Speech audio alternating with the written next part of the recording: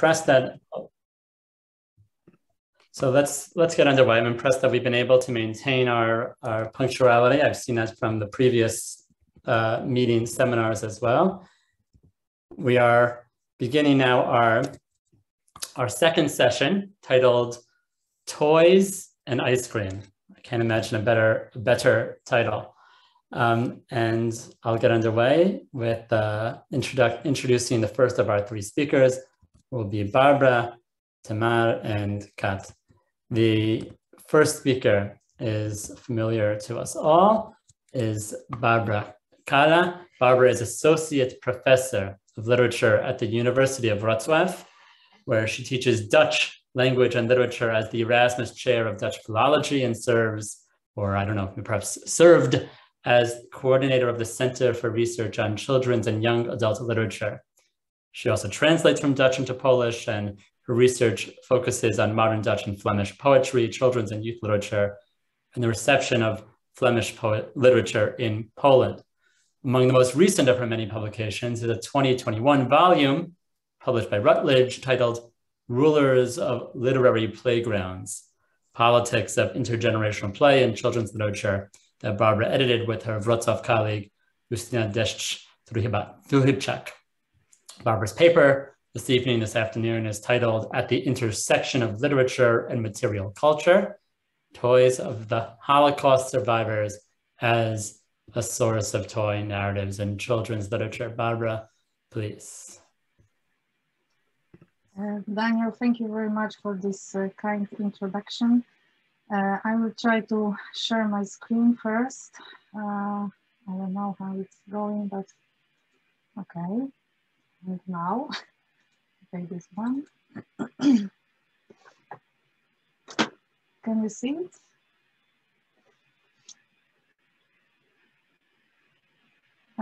All the slides or only the first one? All the slides. That's a pity. But I can't change it. Bo tam na dole masz pełny ekran, gdzieś powinien być. Na samym dole. I have the same problem earlier. I couldn't share the whole screen presentation. It's something about the Zoom. It's new for me.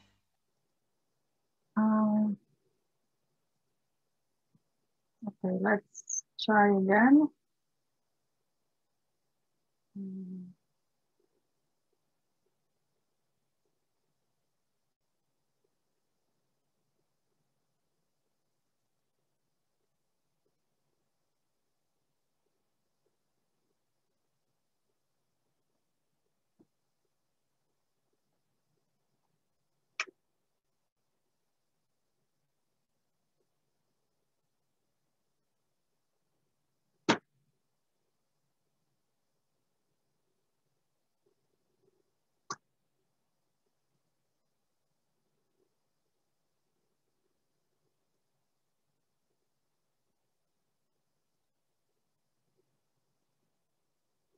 Well, it doesn't work, but I hope you can see the slides. So let's start. Otherwise, but my presentation is not so long, so sorry for the delay. But I start.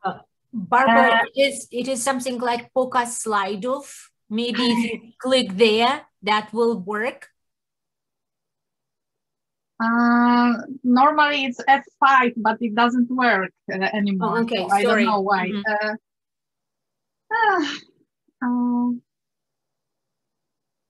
I sent my presentation to the technical support, but I don't know if this will help.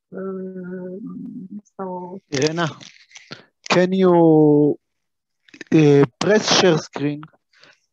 I want to try from the beginning. Press share screen, then you have several options. One of them is screen in the left top option. Okay, wait a moment. Share screen and then? Top left option is screen. Share screen and then I have basic, advanced and files and I see my basic, okay. top left, you have the option screen.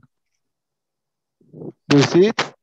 No, select a window for or an application that you want to share. And I have my my open windows. Okay. And then share computer sound optimized screen. It's not, okay, okay. So try to do it as you wanted to do. Okay.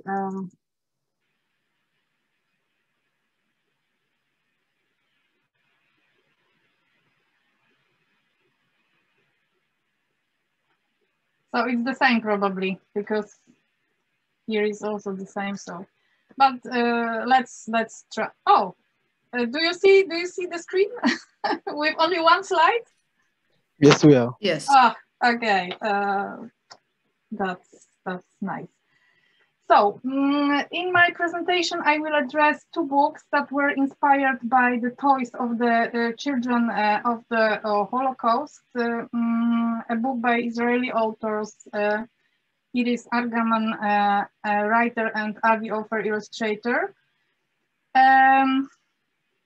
Bear and Fred, and a book by Flemish authors, Peggy Poppe, writer, and Anne de Bode, illustrator, A Doll for Hannah. My presentation will draw on both material culture research, including toy research and play studies in connection to children's literature. In the two books, the children play with their toys, respectively with the teddy bear in Bear and Fred and with the doll in A Doll for Hannah. These are two stories based on true events. The child characters are representation of Holocaust survivors, and the bear and the doll are representations of the toys one can see in museums. As Moshenska emphasizes in her book Material Cultures of Childhood in Second World War Britain, which presents a historical anthropology of childhood in Second World War Britain, there is a need for research that emphasizes children's unique relationship with the material world, while also recognizing the diversity of age, gender, nationality, social class, and other markers of identity and life experience within the category of children. In my study relating to these two books mentioned earlier, identity and life experience will play a special role. Nitsa Dori, who wrote an article on children's toys and games during the Shoah, observes that learning about these objects owned by Shoah survivors and using them as visual text creates a connection to understanding the period, since these objects, the images appearing in them and their traits are part of the culture of the Jews of their times. The prominent children's literature scholar Robin Bernstein argues for her part that most scholars treat children's literature and material culture as separate discourses, and they consider either literature or material culture, but not both. Following in the footsteps of Johann Huizinga, for whom culture arises out of and in play, Bernstein further states that representational play is performative in that it produces culture. She argues that play, as played by children in literary texts, revises the narratives as they function in the culture. Therefore, the representational play should not be viewed separately from the social and cultural processes prevailing at the time. I argue that the crucial issue addressed in the two books is the child's agency demonstrated in performative play. The questions that interest me here in the context of this productive interweaving of literature and material culture are these. How are Holocaust survivors represented by the characters in the two books in text and in image? How are toys represented? And what does the representational play in these two books say about contemporary Holocaust narratives, and what does it say in general about contemporary culture that it produces. And I start with A Doll for Hannah. A Doll for Hannah is a story about the unwavering bond between mother and her daughter. The story takes place during the World War II. Esther ends up in prison for protesting the way Jewish people are treated. Esther herself is Jewish, and during her imprisonment, she thinks constantly of her little daughter Hannah, who lives with her grandparents, and decides to make a rag doll for Hannah to bridge the distance between mother and daughter. The rag doll comes about with the help of some fellow prisoners, and Esther names her Charlotte. She decides to smuggle the doll out by hiding it in the dirty laundry. From that point on, the narrative perspective shifts from Esther to Charlotte. Doll Charlotte reports on her dangerous journey where danger lurks everywhere. A Doll for Hannah is based on the true story of Charlotte Hamburger, the grandmother of author Peggy Poppe. In 1942, Charlotte Hamburger made the doll for her daughter Tini. Doll Charlotte was exhibited in Kaserne Dossin Museum in Mechelen. From there, Charlotte Hamburger was transported to Auschwitz in 1942. In the book, the mother figure is named Esther. She makes a doll for her daughter Hannah. The doll is called Charlotte, and in this way refers to the real mother Charlotte Hamburger, who was imprisoned and separated from her daughter in 1942. The doll Charlotte takes over the story of Esther.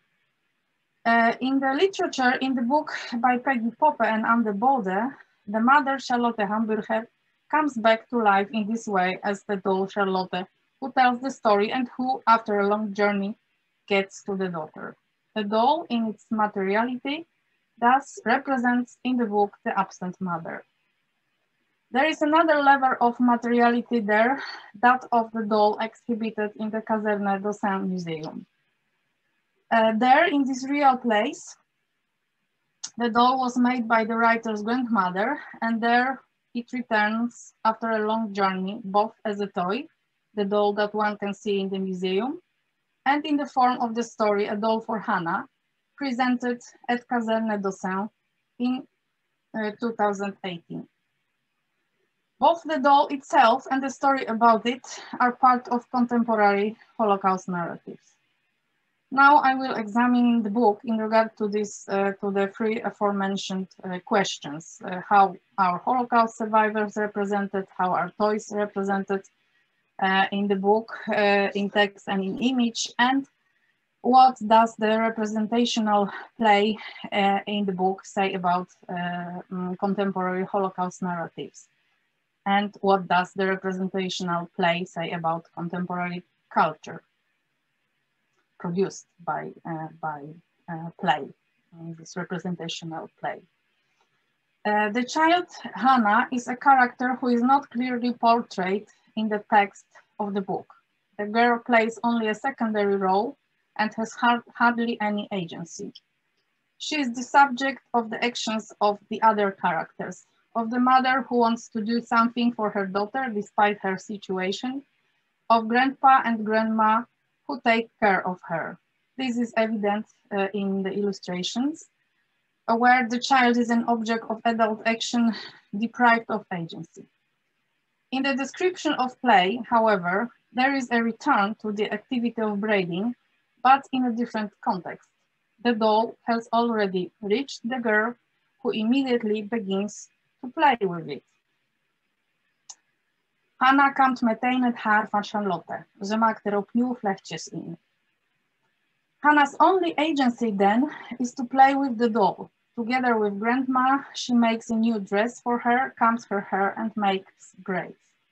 The making of the braids in the illustration and in the text clarifies how the roles of the mother and the daughter are reversed and what role the doll has in it. Hannah plays the mother to her doll. You might think, yes, the girls often do that when they play with the dolls, but there is more in this Holocaust story. Die avond liggen Hannah en Charlotte samen in bed. Zij kijken door het raam naar de volle maan. Hannah drukt Charlotte stevig tegen zich aan. Dankjewel, lieve mama, zegt ze zachtjes. Je hebt de allermooiste pop van de hele wereld voor mij gemaakt. Ik zal heel goed voor haar zorgen. The girl speaks to the doll and at the same time to the mother. On the one hand, the doll takes over from the mother, and on the other hand, Hannah takes on the task of taking good care of the doll. The reader who read the end of the book knows that Hannah, or rather Tini, the mother of Peggy Popper, has kept this promise. The doll is now in the museum and the memory of the mother, Holocaust victim Charlotte Hamburger, is thus kept alive. In the play, Hannah, with the help of her grandmother, sews a new dress for her doll, which ziet er nu nog mooier uit, looks even more beautiful now. The old dress, on the other hand, bergt mama zorgvuldig op. Grandma carefully sews the torn dress. It seems that also the care with which the older generation stores things is a very important indication here. In addition, the grandmother takes part in the play. On a symbolic level, then, this play becomes a passing on of history from generation to generation in which the stored things play an important role. Here, the doll, the toy doll and her torn dress made by the mother in prison. Let's move to another story.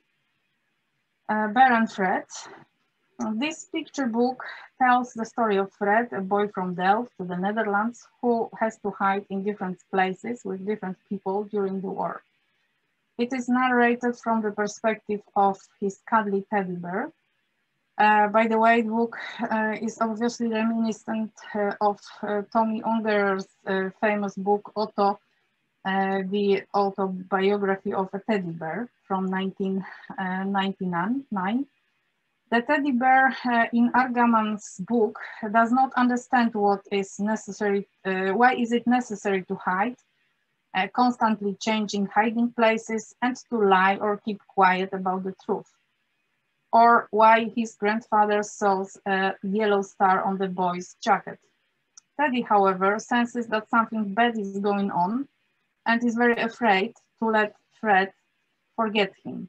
Literally, it's about Fred not leaving Teddy and taking him with him. But of course, we also read it as a metaphor, we adults, as a call to save him from oblivion.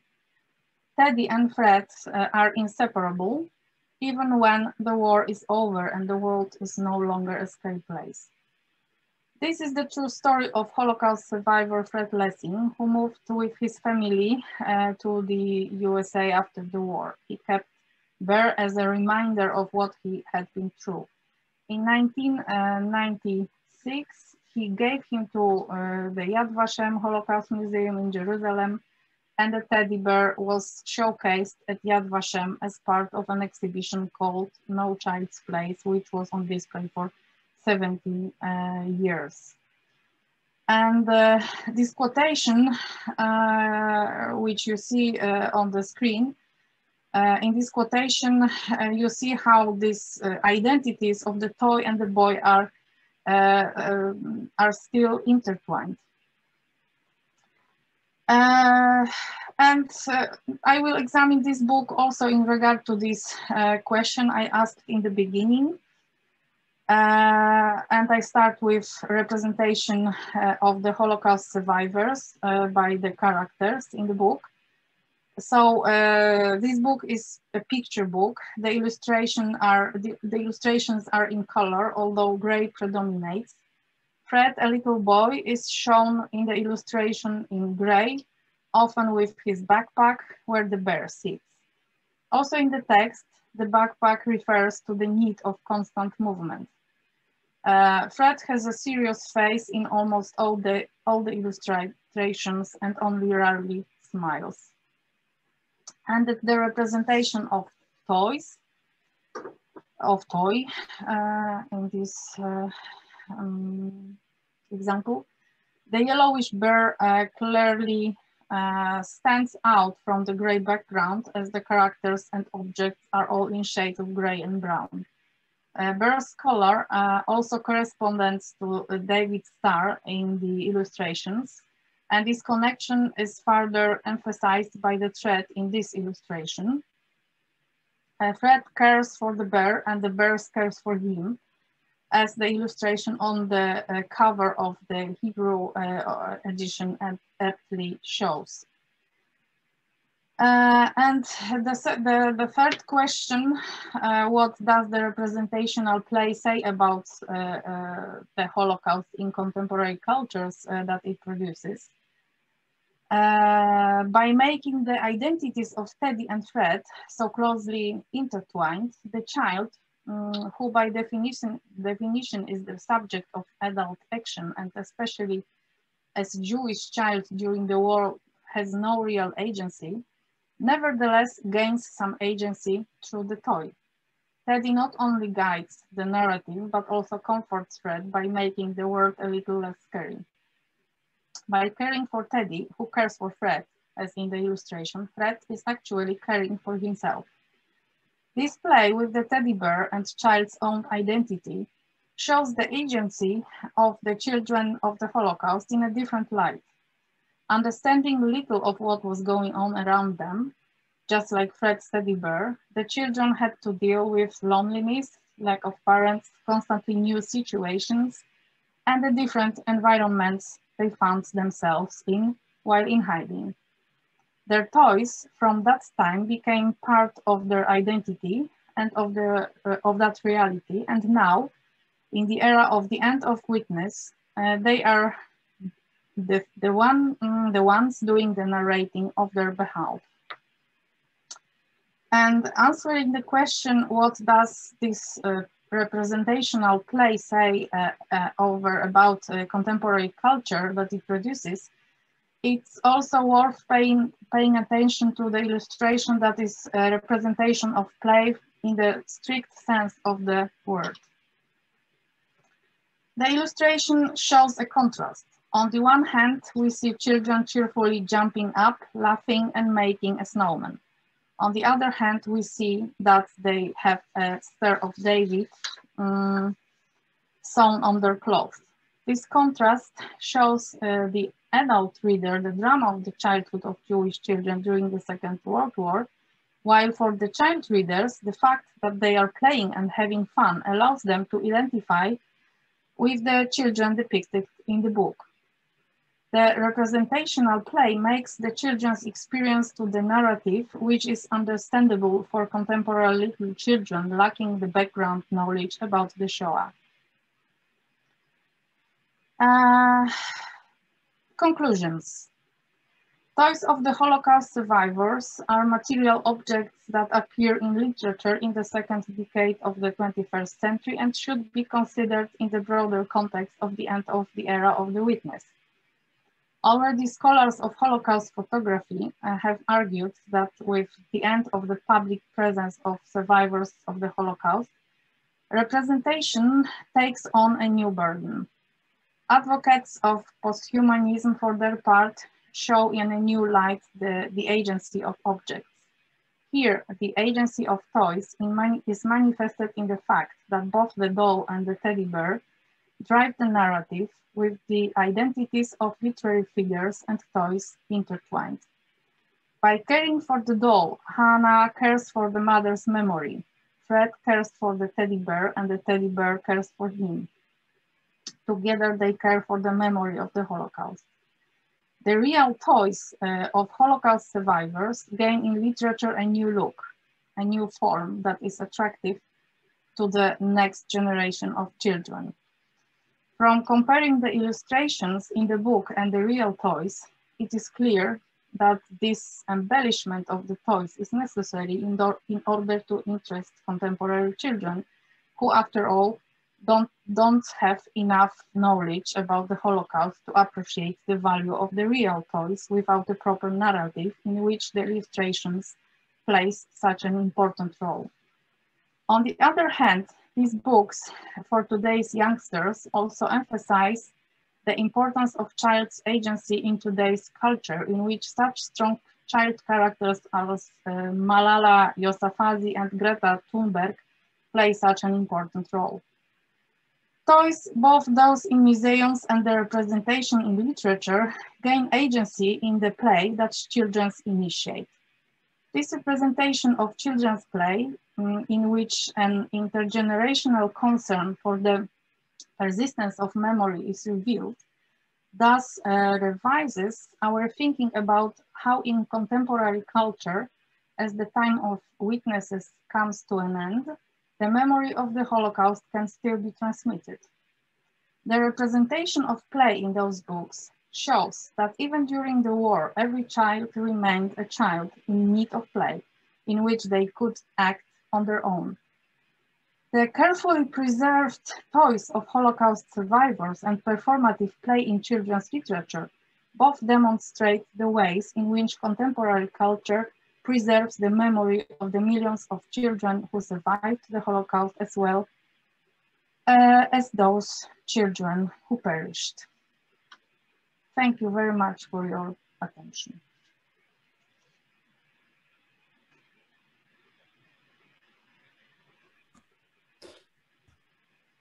Thank you, Barbara. Okay, we'll reserve our conversation for the end and move on to our next presentation by Tamara Mayer, whom I am privileged to introduce as one of our guests for this meeting of this seminar of our research group. We're fortunate to have Tamar with us. She's a scholar who wears many, many hats. Dr. Meir is the head of the literature department at Givat Washington College. She is also a teacher of Talmud at Ephrata College, at Bar-Ilan, and Matan, and elsewhere. She's also the founder of Kulana Women's Beit Midrash, or Jewish Study Hall, and is also active in Beit Hillel Rabbinical Group. She is also a mother of 6. Tonight, she joins us as the author of Francesco Tirelli's Ice Cream Shop, which we've all read. It is a book which won the 2017 Yad Vashem Prize for Pedagogical Initiatives, as well as the Devorah Omer Prize for Children's Literature. She's the daughter-in-law of one of the main characters in the book, and tonight she will share a bit more about her book in a talk that she has titled Francesco Tirelli's Ice Cream Shop, Family Story, Creation, and Personal Journey. Tamar, thank you for joining us. Okay, so first of all, thank you very much. I feel very privileged to be here, and I thank Erga for inviting me, especially when this conference is being hosted by Bar-Ilan University, which I grew at and also was a faculty member for a while. And for me, it's like, it's a very exciting experience. I mean, it's being like Alice in the other side of the mirror, because I mean, usually I have the privilege of researching dead people's creation. So they can never say anything about my, I mean, they don't have any comments. But now being like the object of your researches is really, it's a very interesting experience for me. It's also happened when I first published the book. It was my first book. Then later on, I published some other books. But it was also like becoming an author after being in the research field for so many years. So I'm going to talk today about the story of that book, but also about my personal story and the way, the motivation of creating this book and the way the acceptance of the book, what it did since it's out there. And I'll start with my personal story. I mean, I am a very classic third generation woman in Israel from my mother's side. Both my grandparents are Holocaust survivors. They are both from Hungary. My grandfather lost his first wife and 2 sons in Auschwitz. My grandmother is his second wife, and she is also an Auschwitz survivor.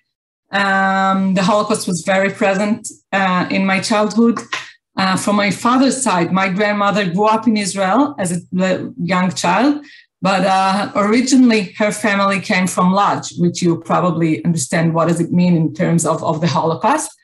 And my grandfather was born in Berlin, came to Israel in 1935, joined the British Army and fought the Nazis, and then entered back to Berlin as a conqueror, discovering his parents were murdered in Auschwitz in 1943. So this is like what I grew up with. And as a classic Israeli teenager from my generation, the Holocaust was something I dealt with a lot. I wanted to read everything, to know everything, to remember everything. I watched things that were definitely not suitable for my age from a very young age. I think it's something in common, we have in common. People in my age, I'm around 45 years old, know exactly what does it mean. Like we grew up with no, television during Holocaust Day was broadcasting stuff in all hours of the day without any, it wasn't meant for us, but we watched it, we knew, we had it like, well, too much, I think, and maybe a little bit more post-traumatic. On the other hand, the stories in the family weren't any better, so I don't know like what could have defended us. It all changed when I became a mother. Once I became a mother, I just couldn't deal with it anymore. I didn't want to hear, I didn't want to read, I couldn't watch. Imagining what does it mean to be a young mother in those years was too much. What does it mean to have babies, to have infants, to be a pregnant woman? I knew the stories. No chance. So I just, I just, I didn't deal with it, not in research, no any other way. I only had like one thing that I used to do during Holocaust Memorial Day, just go to my grandmother, hug her. She was with us until a very late age. She passed away only 2 years ago. And this was like, I said, okay, I don't need the Holocaust Memorial Day to remember the Holocaust. It's here, it's in me. And then, well, as I said before, well, this is my part of the story, but the other part of the story is my husband's story. My husband is the youngest son of a Holocaust survivor. Therefore, my children are also third generation. And they had a grandfather, just like I had a grandfather that was in the Holocaust. And they used to go to school telling the teachers that our grandfather was in the Holocaust. And they used to say, like, it's something special. And it's just like, it's a regular grandfather. It's not a great grandfather like the other children in the class had. It's a regular grandfather. And they were like proud of it, I think. It's not like it was in the 60s or 70s when sometimes people in Israel like didn't talk about it. In my children's generation is already totally different story. And they also told the teachers that, our grandfather was hiding in an ice cream store, which maybe sounded a little bit unreliable for some of them.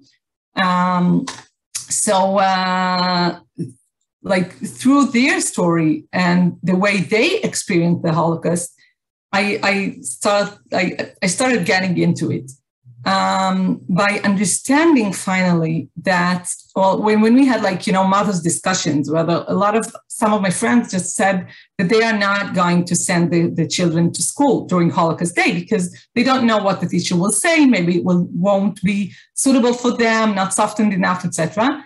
And I finally understood that this story that my children have is something, it's like a vaccine. It is not, as small children, it seemed like almost inevitable to them that, grandpa was in an ice cream store and even lit a chocolate menorah there during Hanukkah. Growing up, they understood it wasn't a picnic, to say the least, but the initial encounter with the scary concept of the Holocaust was softened, both because of the ice cream shop, which is not a concentration camp, but also because of the happy ending It is a difficult and threatening historical story, but it also the story of our private grandfather, Grandpa Yitzhak, like we call him here in Hebrew. Like Peter was the Hungarian name, Yitzhak is the Hebrew name. He's the one who founded our family and whom they knew and they loved. And no less important than that, it's a story of good, on a good man from another people who within all this terrible evil got up and did something and chose to save people who are not his people. This is what Erga was talking about before, and it was very, very important for me. Writing it for me was not writing a Holocaust book, but telling an amazing story that no imagination could come up with. I didn't think I would dare to invent a story about ice cream and Holocaust, at the center of which was an inspiring figure.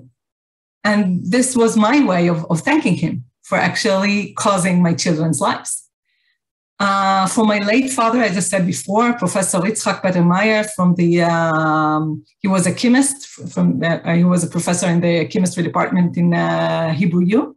He was born in Budapest, and it was very important for him that Francesco's story will be told. He acted in recognition of Francesco as a righteous among the nations by Yad Vashem, and he was delighted that the book brought the story of Francesco to so many houses. Another thing I wanted to say is that, when we talk about Jewish history, full of anti-Semitism, in which the stories of the holidays are filled with figures of non-Jewish bad guys, such as Greek Antioch, like in Hanukkah, which we just passed this week, and the Persian Haman in Purim. The end of the tunnel, light and darkness in text and image. I prepared a short summary of the Francesco Tirelli book, but because of the last presentation, I think it's probably unnecessary to repeat it. So I will refrain from telling you that. But just to refresh your memory, the Wall Within These Walls book describes the story of a Jewish boy, Misha, who lives in the Warsaw Ghetto with his parents and little sister. The story then goes on to describe, of course, all the well-known events, how the ghetto becomes more and more crowded, food shortages, famine, people who are sick, who are dying. Misha and his sister then start smuggling food through the sewer system, but his sister doesn't survive. Then the resettlement starts, but because Misha's father is a doctor, they are exempt from going east. Misha then gets involved with the resistance and with Mordechai Anielewicz, but in the end he also loses his parents, and after a last failed attempt at an uprising, he escapes, flees from the ghetto with a friend, or perhaps he dies, but I'll be talking more on that later. What I would like to do today is pose the idea that metaphors of light and darkness in these two books can help to perpetuate the trends or perhaps even conventions of 21st century Holocaust literature for children and young adults. In her 2004 paper, Catherine Vloebergs, who is a Flemish researcher, outlines these trends for Dutch language literature. We discussed this during our February seminar, and this was also then shown through a comprehensive inventory by Professor Kalla. Vloebergs mentions three tropes. Firstly, the pedagogy of remembrance and commemoration. Even though that the temporal distance to these events is ever growing, we seem to still understand that we owe it to our children to keep on talking about it. Kenneth Kidd puts this beautifully, I think, and he says that the Holocaust is at once history, but also a never-ending story. It is forever relived and reconstructed. It is something that must be spoken about, but it also remains inaccessible. The Holocaust is simultaneously an event that we've moved beyond and one that we cannot and must not forget. And this is the necessary paradox of Holocaust writing. Vloebergs argues that the educational perspective is even more apparent, of course, in Holocaust literature for children and young adults, and that these books often reflect on themselves too. Secondly, she mentions continuity and the confirmation of still being alive, of still being there, what with children's literature often being very future-oriented, hopeful, bright, or hopeful for a bright future, for a bright new life. The older generation speaks to their younger counterparts, and to the future, they warn them, but also are in a sense hopeful for whatever the future may bring, whatever potential it has. And then thirdly and lastly, she ties this in with the need to present a brighter future than what is perhaps realistic or plausible, in order to spare the child the truth, to reconcile the world of the child with the harsh reality. What I want to do is use that second concept, that of continuity on the one hand and confirmation on the other, to discuss the concept of light and darkness in these two books, both metaphorically and literally. Light and darkness are central parameters in nearly all areas of life. The cycle of light and darkness is some sort of circadian rhythm. It has an existential function. And given this importance, it is not surprising that light and darkness and all other associated aspects feature more or less centrally in many mythologies, religions, literature in general. It has then come as a surprise that language, of course, in itself bears testimony to light and darkness as vital forces, as cultural forces. In English, for example, there's a wealth of expressions that relate to light, darkness, vision. I see denotes understanding. New knowledge is considered enlightening. Being kept in the dark means being kept ignorant. You have the term enlightenment, a historical period. The Middle Ages or the Dark Ages suggest that this was a period defined by superstition, ignorance. Just to give a few examples. Of course, this is a simplified, distorted image.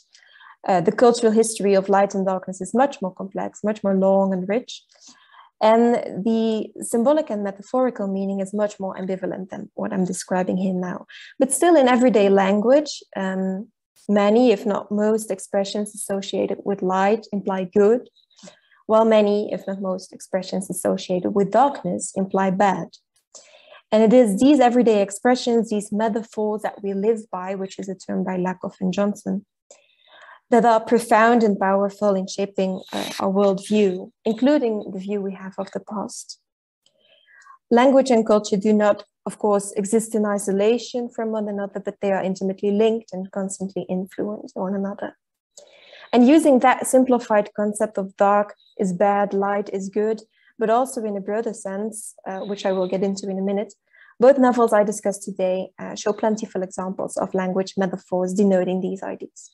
I have compiled some examples from both books, and this first slide shows you examples from The Wall Within These Walls. All the doors were kept open for more light, more air, more noise. This is a fragment on the crowded ghetto and the fact that the Jews have to start sharing their living space with others. It was a mild day the first time I saw the parakeet on the wall. Its color stood out against the grayness of the ghetto. The next one is on smuggling. The only thing I didn't have was a flashlight. I waded through the cold water in complete darkness. It's also notable here that all of the smuggling that happens in the book happens at night, and that when Misha's sister, when she starts coming along, trying to smuggle outside the walls of the ghetto, starts following him as some sort of shadow. The darkness seemed to be pressing on my lungs, but the stench of the sewer water and thick darkness were suffocating me. This is also a description of when Misha starts smuggling. The next on the disappearance of his sister one night. The searchlight disappeared in the gray of the morning. The sounds of daytime resumed. As the sun climbed higher, I saw the parakeet on the wall. It flew away and never came back, just like Janina. Janina is the sister. On the transports to the relocation camps, it is written that the trains were freight cars. There were no seats, no windows, no air. It was as though the clouds moved in front of the sun and the world turned dark and icy cold. This is written when Misha learns about the fact that the camps they are being sent to are in fact death camps or death factories, as he calls it. Then when he enters the basement where the resistance hides out, when he joins Mordechai and Anievich, he led me downstairs into the basement and into another world. I could see a dozen people by the light of kerosene lamps. On the training that Mordechai offers them, he says, fire burned in his eyes and I could feel the flames spreading. And then lastly, 2 quotes on the uprising. It was going to be a sunny spring day. And at night, the flames clawed up into the sky. The whole world saw us dying, but they did nothing. So you can see that from these quotes, it is apparent that light is something that those living in the ghetto or the Jews in hiding or those struggling to survive in general strive for. They light candles, they light kerosene lamps, they look for a flashlight, they open windows whenever they can, or they try to go outside. Fire is burning in their eyes, while darkness, on the other hand, is something that suffocates, that makes their conditions even worse. And this is also connected to the weather and the seasons. Cold, dark, and wet in the winter when the war is raging, but mild and warm on bright summer and spring days. These are some quotes from Francesco Tirelli's ice cream shop or store. I suggest, or I think you've all read it, or perhaps more recently read it than The War Within These Walls, so I haven't included any context, but the book is also shorter than the other one, so I think you'll manage to get where these quotes are from. On one cold winter day, he saw Francesco close down the store. Who knows, Peter said to him, maybe by summer everything will be different and people will buy ice cream again. And they smiled sadly at one another. It's winter now, winter is cold, and in the winter I don't sell ice cream. It's Hanukkah, they thought, but we are far from home, we are not celebrating the light, we are hidden in the darkness. Maybe we can find a way to light Hanukkah candles. And so that year, a chocolate Hanukkah burned bright inside the ice cream store at the heart of cold, dark Budapest. And lastly, winter passed and in the spring, the war was finally over. So you can see a lot of parallels here. The use of the weather, the use of it being cold and dark outside versus warm, bright inside where candles are being lit, where there is light, which was also already touched upon by Dr. Heller earlier today, the outside, inside contradiction. The parakeet in The War Within These Walls is also especially interesting in this regard, because when Misha first sees that parakeet in the ghetto, it is a mild spring day. And he writes that the colors stand out against the grayness of the ghetto. Its bright, light colors contrast with the dark ghetto, but this is also paradoxical because an exotic bird that was probably once a domestic animal or someone owned it, maybe it was someone's pet, will probably not be able to survive in a place like this. And even though Misha loses his parents, his sister, his friends, he still manages to escape the ghetto on the last page of the book. And I quote, "I closed my eyes and flew out of the ghetto." He escapes with his friend called Fromka, and they do so through a manhole at the spot where Misha first saw the parakeet. He then says, "It was hard to remember its colors."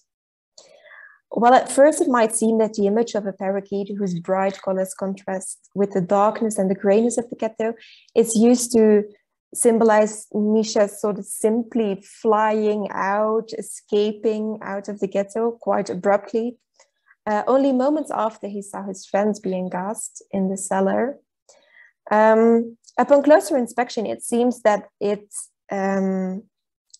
just like the parakeet. Misha doesn't really stand the chance of surviving. It was only after I read the book a few times that I realized Misha probably doesn't escape. Just like the parakeet and its vanishing colors, he dies, or it hinted that he dies. Also, the fact that he escapes through a manhole, the place where he lost his sister, firstly, and secondly, the place where he lacked that flashlight, a considerably dark place, is probably not the hopeful and ending full of light you would expect.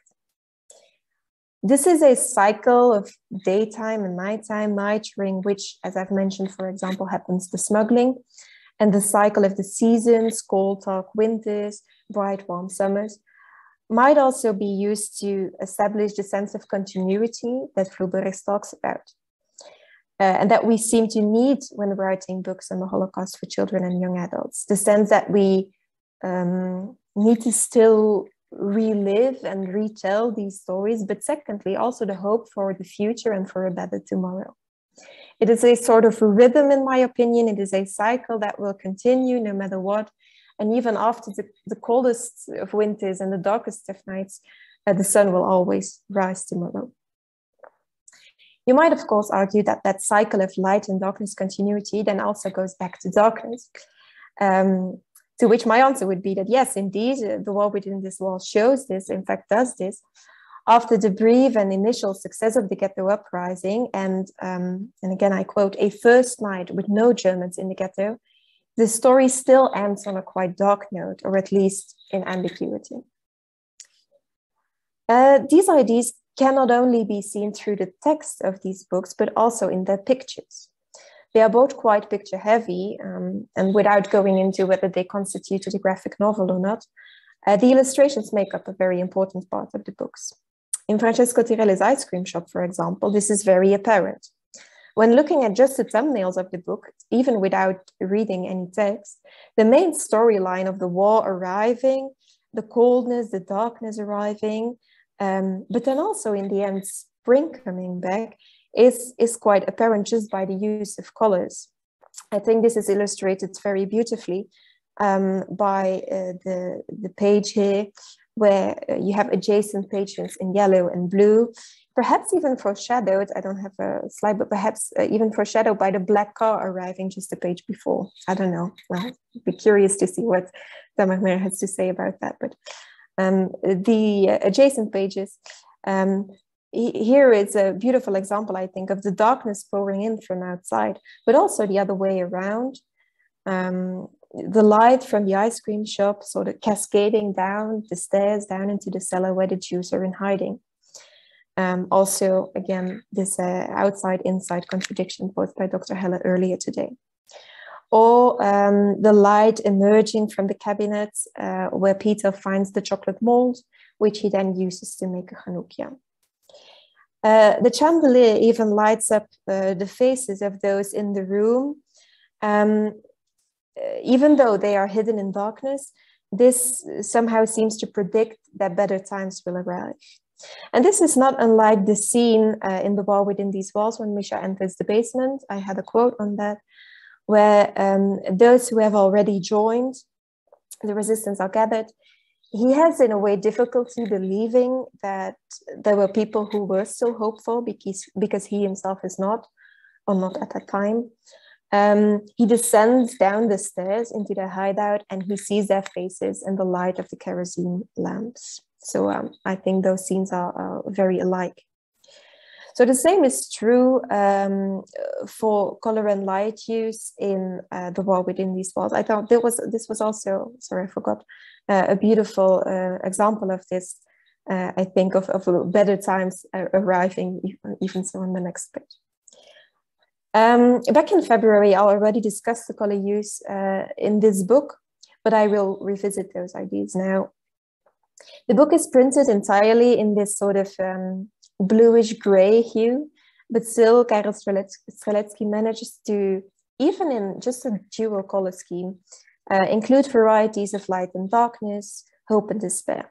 The original title of the book is The Colors of the Ghetto, because color, or the absence of color, is prominent throughout the book.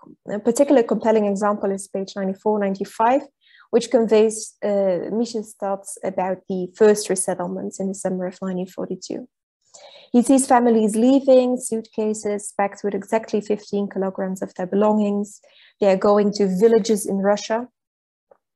And I think the typography of this page makes the contrast between the hopeful stories that make it back to the ghetto on the left side, and what Misha believes or what he knows is actually happening on the other side very clear. It allows the reader to switch between these very compelling sentences. Sometimes even entire pages are printed in dark blue, especially when the story gets literally and figuratively darker. The color or the absence thereof can be seen as a narrative device to have the reader fill in the gaps himself, especially so for the ending. The ending, this is the last page of the book. It's sort of grim ending of events that is portrayed by our two protagonists, Misha and Fromka, surrounded by darkness, by rubble, and they are heading for the manhole through which they will escape or not escape, question mark, in some sort of pillar of light, or to the light at the end of the tunnel, if you will. These two books, I believe, use the concept of light and darkness, but not only that, also light and shadow, more specifically warm and cold, winter and summer, color and grayness, in a remarkably similar way. I would like to argue that these concepts, both in text and in image, can be used to be able to find a language to describe to children and young adults what happened during these atrocious times. The use of light and darkness can offer an answer to the recurring questions of how, firstly, and secondly, in what level of detail we have to describe these events to be able to keep on talking about it without traumatizing children. I've talked before about the concept of coming to a gentle realization, which is an idea by Jordan. He calls it educating without overwhelming. And light and darkness, I think, might offer some sense of continuity, of knowing that even in the darkest of times, light can and will be found somehow, but also that some stories do not just end in a light-hearted way. Remembering what I stated before about the last generations of survivors using stories to educate their younger offspring, the contrast, I think, the presence and the absence of color also presents a theme of life and death, and can show who belongs to the former, who belongs to the latter. Life and death as the most extreme forms of light and darkness. Offering that continuity and a narrative device to be able to talk about death and life without having to do so in a very shocking or traumatizing way, they might be interesting concepts to further perpetuate in Holocaust literature for children and young adults. Of course, I only talked or looked at these two books in depth, but I believe this idea might offer opportunity for further research. For example, the very first page of the book Bear and Fred, which I read yesterday when it arrived, ties in with these very same ideas. And I've been inspired this morning to also look into the book The Candlesticks, which I didn't know at all. So in any case, I believe there is a lot more here to discuss, and I would be very happy to hear about your ideas and your opinions, thoughts, anything at all. Thank you.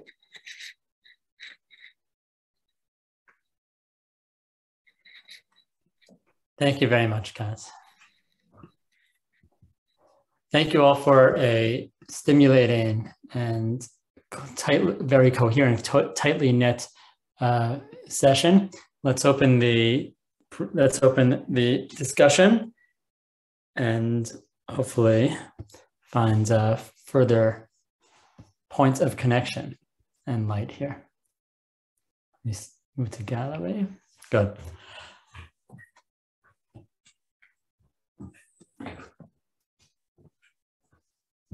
Who would like to have the first question or comment with your real or virtual hand? Please, Michal. Go ahead, Michal. Thank you very much for really wonderful lectures.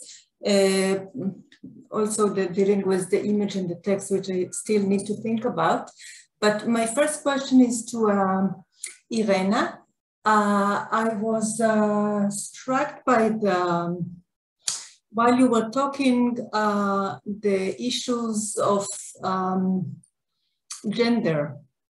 I mean, the puppet on the one hand and the bear on the other, but then you were talking about contemporary culture, and I was thinking about queer theories and all. You know, it seems a bit weird to take it in the same context, but still, if we try to actualize the whole discourse, what does it has to do with children literature of the Holocaust or memory of the Holocaust, if we speak about past and present, and so identities of readers, younger readers, how would we like to intermediate these materials to them? So I was wondering whether you have some thoughts about it. Thank you very much, Michal, for this question.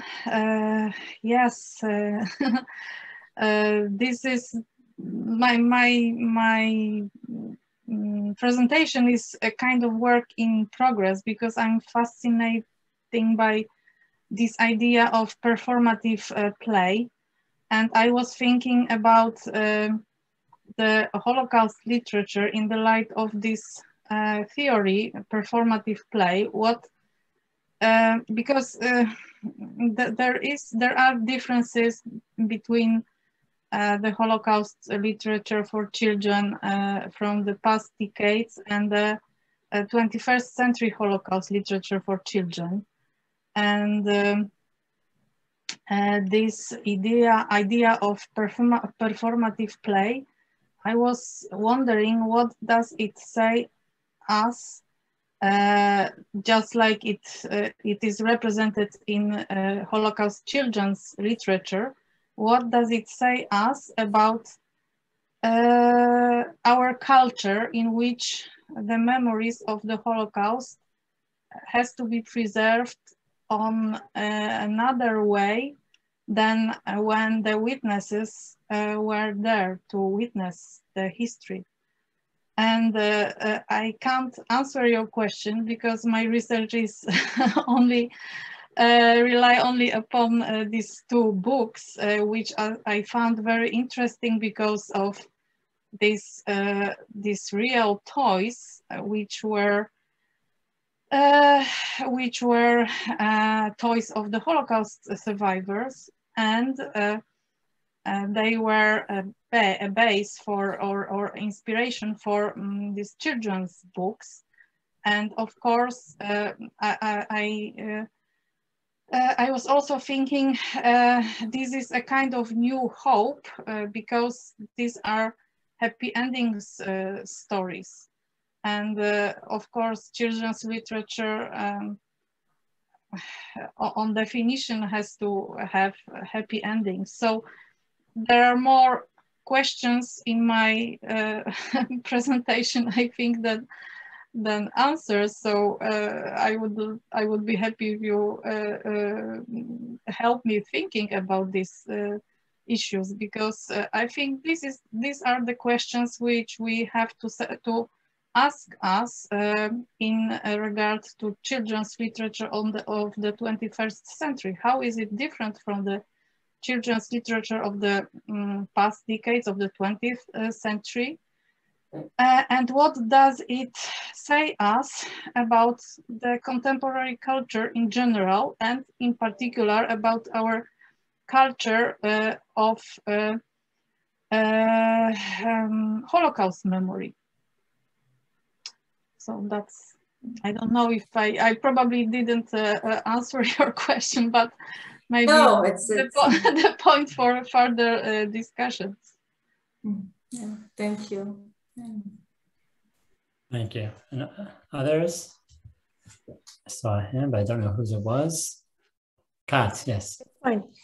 Yeah, I'm very glad that Tamara Mayer is here. It's always interesting to be able to meet authors.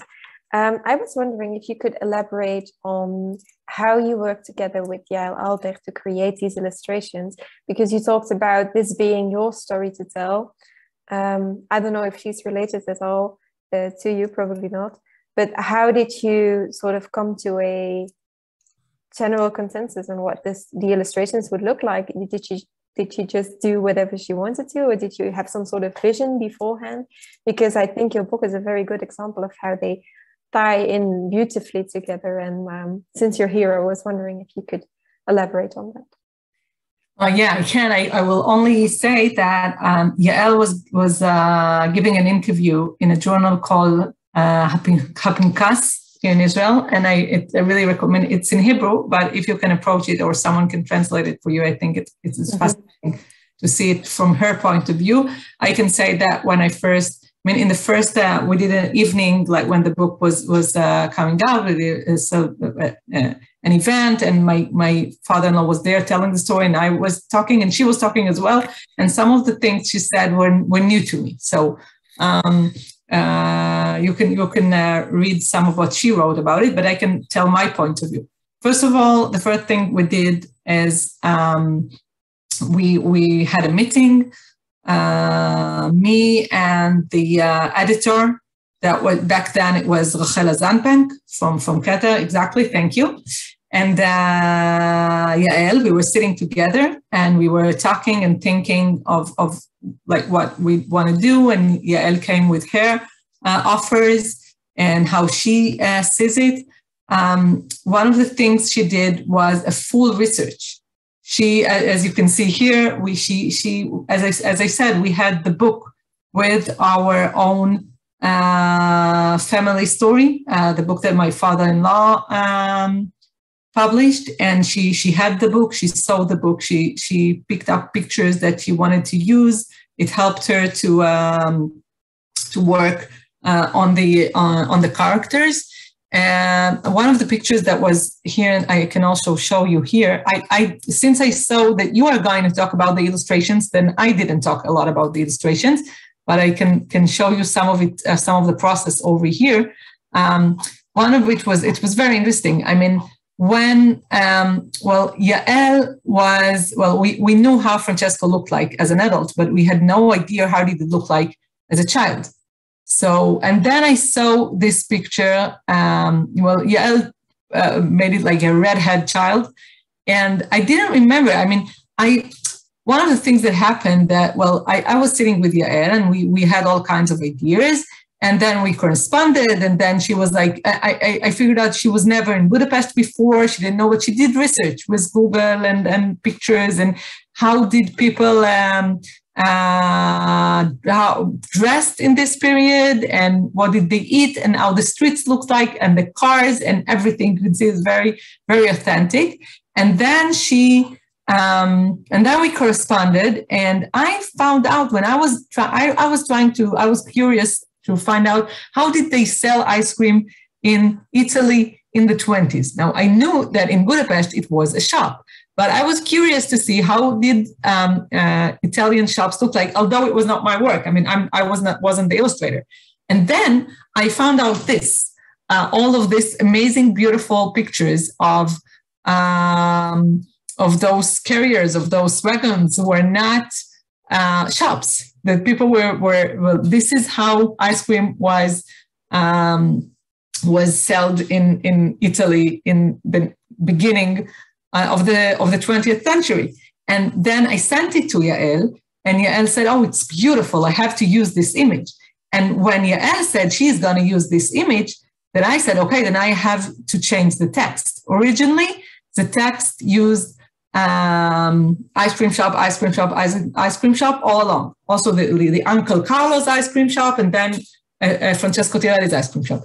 But then when we figured out that Uncle Carlo's, it wasn't an ice cream shop, but probably an ice cream cart, then I changed the text. I put in ice cream cart in the beginning, and then I used the word glideria in Hebrew, or gelateria in English, or however it is translated, in order to do the transportation from a cart to a shop. But this is I think this is a lovely example of the way that pictures changes, text changes images. So this is and then when I was looking about it, I just did like Google searches of ice cream and Italy and whatever. And then I suddenly got to this picture of this anonymous child. I have no idea who he is. And then I sent it to Yael.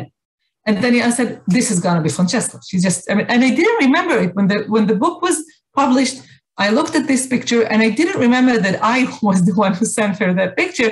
And as you can, I don't know if you saw, but in the journal site that you just saw, it was there. So this is, so we had this appointment, and we were talking about it, and then I just gave it away. I mean, I told her what I want, and now I see it, and I showed her the pictures. But then I realized, and now I know, because I mean, I'm working on some other children books those days, that I have to let it go and just let her do her work and count on her that she will know what to do. And I just can't tell her how to do it. It is her art. She knows. She's, I mean, one of the, I was looking for a long time for an illustrator. And I wanted someone that is not only like, know how to draw nicely, but also knows how to read a text, know how to build another level, know how to interpretate the text. And this is why I chose Yael. It was, I wanted her, and the publishing house was happy with it as well. And I just gave it away. And I must tell you, I felt as if I'm giving away my baby to fostering or anything like that. It was like, it was hard. It was really hard. And I didn't know how am I going to get it back and how is it going to feel. And then Yael sent me those storyboards. This is the first storyboards that you can see here in black and white. I got it on email. I was at work. I printed it immediately. And I was just sitting there, and I even cried right now. I started crying. And I said, she knew what I meant. I just saw it. I had no idea how it was going to look like. And when I saw those sketches, those storyboards, it was amazing. As I told you before, I took that home, and my children, they said immediately, here's Grandpa. It was something here that some of the things here were changed later, but it was really amazing. And then, there were little stuff that we had to change, such as we had a lot of, as I told you before, here it's not only that the author is alive, but also one of the heroes was alive. And not only he was alive, he was my father-in-law. So I was really had to be very careful of like how he and his parents are in this book, want to in troubles with all of my husband's family.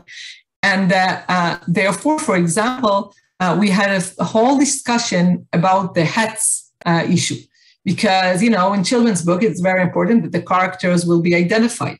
So you can't just put them like it's either is with a hat or without a hat. And then I had to explain her that they were a religious family, but religious Orthodox Jews in Budapest. They did not wear a hat inside the house or yarmulke or anything, but they did wear a hat outside the house. And therefore, inside the house, he could be without anything, but outside of the house, he will have to wear a hat. And then I saw this picture and I said, no, but now this is a religious ceremony. They are lighting the Chanukiah. They have to be with hats here. And I can't, So, and also, if you can see here, this is not an halachic Chanukiah. It have to be in a straight row. So she changed it. We worked together. She changed it. You can see here. They have hats. The Chanukiah is okay. Everybody is okay. Also in the last page, she was putting him in the last page. I don't think I have this picture here of the last page of the book. When you see like Grandpa Yitzchak going with his grandchildren to buy ice cream. So originally it was a casquette, and then I said no. He was like it was iconic. He had this kind of hat he used to go with everywhere. He has to be with this hat. So she did it as well. I think that the girl there must be my daughter, because no other grandchildren has black curled hair but my daughter. So she is always quite proud to say that it's her. When she used to babysit kids and they wanted to hear the story, she always told them, you see, this is me. It's here. So they were like, she was very like she was a celebrity for that. And so this is like how it worked. I can also say that the experience of working with Yael, and I must say I kept finding things in the book all the time. For example, what she did with the shoes. I'm sure you paid attention. What she did with the shoes there, and what she did with this with the. So over here on the paper wall, I kept finding out things all the time. It was a great experience. And after that, my editor, Rachela Zambang, took her to work with her on another story she worked on because of the experience we had here. She worked with her on the story about Shoshana Damari, Habaita, and she was awarded for that work by the Mozon Israel Illustration Prize.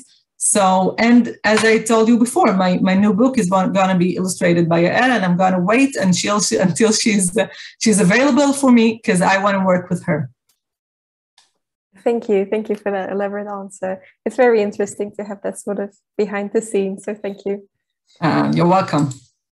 This is the picture I was talking about. Mm-hmm.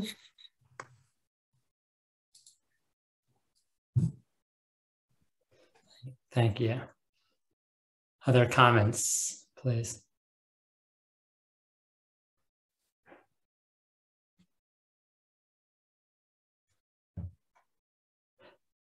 If I may ask, Tamar, you're someone who's very sensitive to the history. You mentioned Hanukkah, you mentioned the long legacy of the way Jewish tradition has portrayed anti-Semitism. And you also mentioned your personal reluctance to share such a personal story or to delve into the Shoah. To what extent have you thought about how anomalous stories such as your father-in-law's, which of course is what accounts for its appeal? As you said, it's a story that no one would imagine. No one would invent a tale of a ice cream shop owner saving Jews in his ice cream shop. And yet, of course, it's the unusual story that here stands in for the vast majority. This is a point that this year has been a point of contention, and in the popular press, Dara Horn has brought it up, how we focus on these tales of survival. We focus on tales of the saviors, of the good non-Jews, when these, of course, are the tiny minority. Was that a part of your thinking, and have you considered it since bringing the book to such extraordinary, successful publication? I must say that I am, painfully aware of the fact that this is the minority. If there were more people like Francesco, a lot of people in my family would have alive today, especially in Hungary. There are so little Hungarian righteous people among the nations. If you remember, like the stories we know from Hungary are of non-Hungarians, non-Jews that helped to save Jews, such as Kalla from Switzerland or Francesco Tirelli from Italia. Not so many righteous nations among the nations from Hungary itself, not like Polish people. Like in Poland, there were a lot of people like that, and in Hungary, very few. So I am aware of it. It's just a matter of age, and I do think that for example, there is this, I don't remember, the movie of Benini that tries to fully with colorful colors, and everything is a playground, and even a concentration camp is a playground. I feel very bad about it. I don't think we should lie. I think we should tell the truth. It's just that we don't have to tell everything to 4 and 5 and 6-year-old kids. And unfortunately, in Israel, kids are exposed to this issue. They hear the siren on the Memorial Day. They can move by the radio. They can move by the television. They hear the adults talk. Sometimes when I talk to parents and teachers about how and when we should expose our children to the Holocaust, I used to tell them that it's like Holocaust is like sex. We want our children to hear about sex in a way that it is appropriate to their age and from a loving adult, and not in the bad way when they are a child. But we don't want to hide things that they will be exposed to. So we will talk about it in a way that it's suitable to their age. But when they grow, and when they are teenagers, and when they are adults, we have to tell the truth, and we have to talk about the fact that it was a minority. But I do think I am a very, very optimistic person. I do believe that the fact that we believe in people. We believe that the human race can be good. And I do not want to take that hope from anyone. And I think that if I will talk very personally, if my grandparents and my father-in-law started a family after the Holocaust, worked with the people, he was a science. He went to deal with chemistry because he thought that it can help the world. He helped orphans in Bnei Brit. He believed in people, and I want to believe in people. I do think that the fact that you start with hope and you believe in the goodness of human race is important for you, even if when you are a little bit more mature, you will find the facts of life and you will find them very painful. But I prefer being a little bit more naive than a little bit less of, with a lack of hope. So this is my personal point of view. Thank you. Other reactions, please? Yes, Marina. Myself. Actually, I mean, all presentations were extremely interesting. And of course, using the chance to talk to Tamar, you know, is unique. And like you, I like to deal with dead people, you know, because you cannot have any confrontations in your research with dead people. But unfortunately, that brings us into a different zone of discomfort. And I have two questions to you. One question is related to the experience of your father-in-law.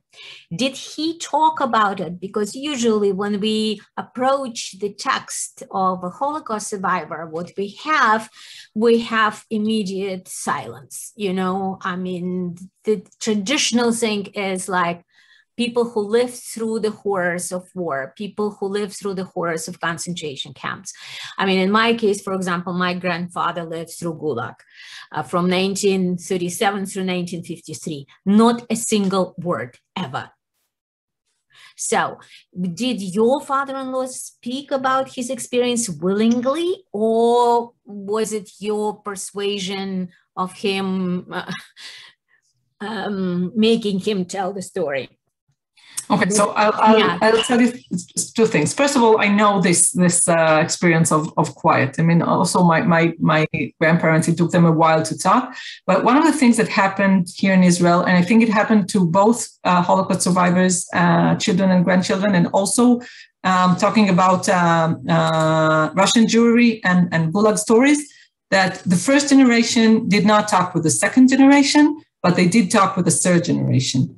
Now, what happened to me with my father-in-law was the fact that I entered the family when he was already 70. Oh. Mm-hmm. I don't really know what happened. I mean, I do know because I asked my husband the same question. Did he talk to you about it when you were children? And the answer is no. When they were children, he did not talk about it. They did not know. He started talking about, I mean, he had historical awareness. He did give a testimony to Yad Vashem very early, but he didn't talk to his children. And the ones who he started to talk to was his grandchildren. Now, as I told before, his oldest grandchildren are almost my age. So I'm more, for him, I was more like a daughter-in-law and like a granddaughter than like a daughter-in-law. So he only started talking about it in a late age and with his grandchildren, but also the one that used to talk about it more was his wife, my mother-in-law. That was also, she was a preschool teacher and very early before she got married. And she was, and her family ran away from Vienna after the Anschluss. So she wasn't like experienced the horrors herself.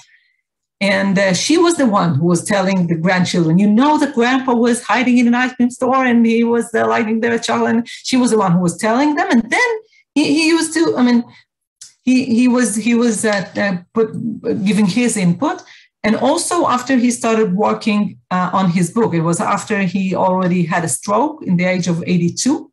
And then he started working on writing his memories and writing his book. And he was working on it with my brother-in-law.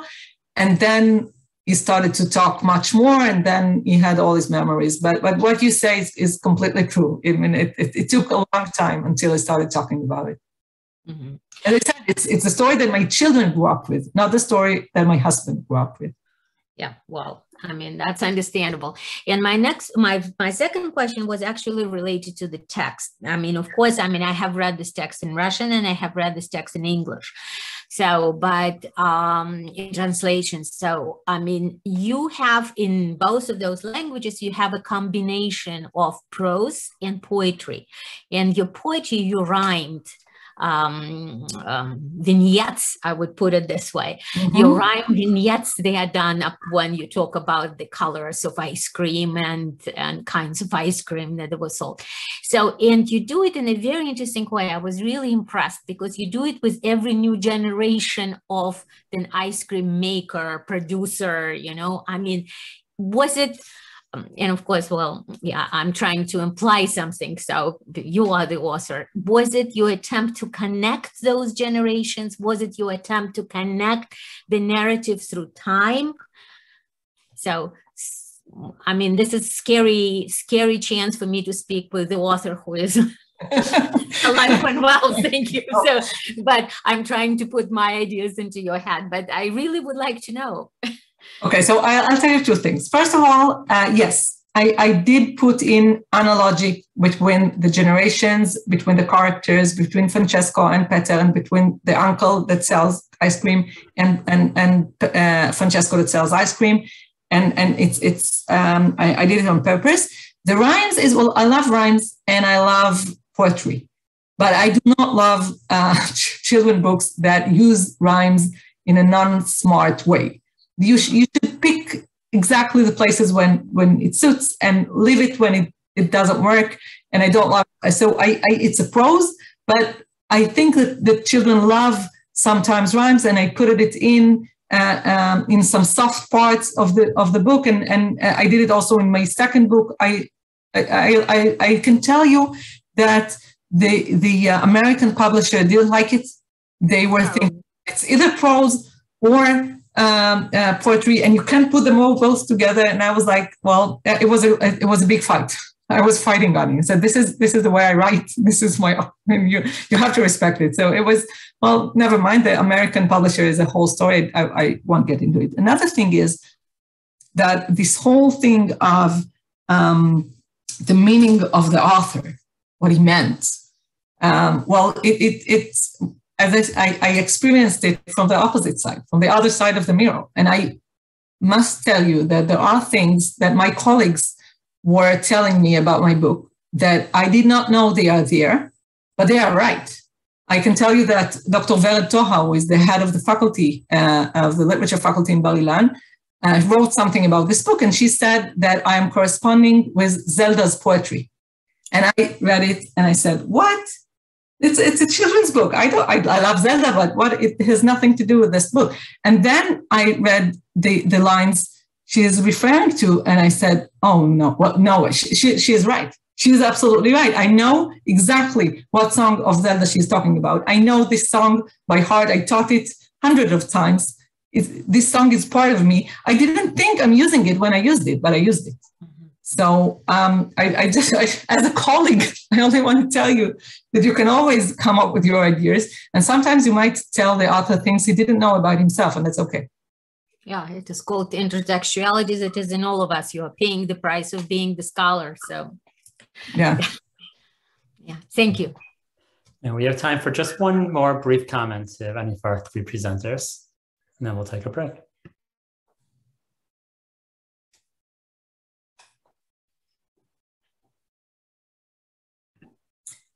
I would just like to thank Kaat very much, because I really loved your presentation, and it was a very intelligent and thoughtful and inspiring way of relating my book. So it was a great experience for me, and thank you very much.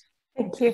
I didn't read too much into it. I'm always afraid to over-interpret whatever is happening. The car, for example, what did you think about that? Is it the black car that is arriving? I think it's the third page of the book. Or I'm not sure what you're referring. Can you show it? It was, wait, I'll show you. Just a minute. Maybe it's a question to Yael, because I'm yeah, might be. I'm referring to this page. I sort of interpreted this as because on this page I can tell you that the black birds are definitely. Yeah, that's what I thought. She mentioned she meant to put them as a sign, as a bad sign, definitely. I'm not sure about the car, because maybe this is what, most of the cars were not that might be today. But the birds are definitely. She had a picture that she took a picture of Budapest, of the Budapest Bridge with those birds, and she took it as. I heard her talking about it. She put them here as a bad sign. Okay, it's a unique opportunity to be able to touch base with you on this. It's always very interesting. So thank you. Likewise. Thank you, Kaat. Thank you, Tamar, and thank you, Barbara. And we will take our 15-minute break and reconvene here in 15 minutes at 21 o'clock in Israel. Thank you again, and please join me in acknowledging our speakers.